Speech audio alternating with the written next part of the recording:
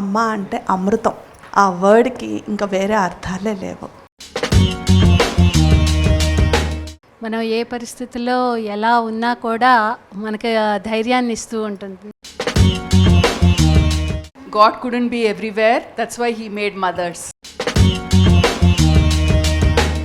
అందరికీ నమస్కారం. నమస్తే. సో దేవుడు మనల్ని చూస్ చేశారని అనుకోవాలి. ఇప్పుడు నిజంగా ఇది చెప్పాలంటే దీనివల్లే కదా ఈ ప్రోగ్రాంకి రాగలిగాను నేను.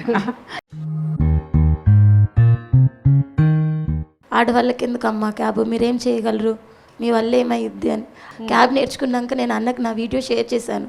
కోట్లాది రూపాయలున్నా కానీ ఈ ధైర్యము, ఈ నమ్మకము, ఈ మంచితనము ఎవరికి రాదది.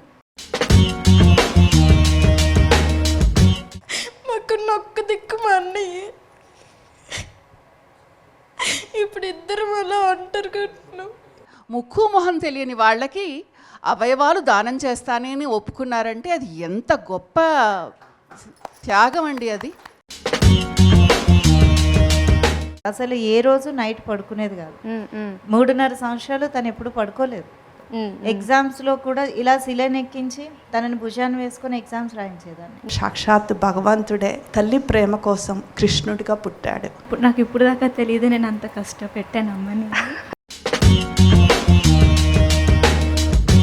మా అమ్మ లేకపోతే మొన్న చచ్చిపోతుంది. వాళ్ళకొకటి ఇందిరమ్మ ఇల్లు ప్రొవైడ్ చేద్దాము. తర్వాత ఆవిడకి పెన్షన్ అది వస్తుందో లేదో తెలుసుకొని పెన్షన్ కూడా మనము ఇచ్చే అటువంటి ఏర్పాటు చేద్దాము. ఈ 2 ప్రామిసెస్ నేను చేస్తున్నానమ్మా.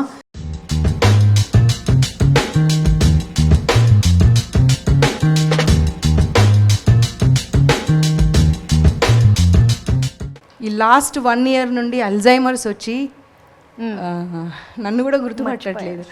అమ్మ దగ్గరికి వెళ్ళినప్పుడు అదొక్కటి కొంచెం బాధ అనిపిస్తుంది.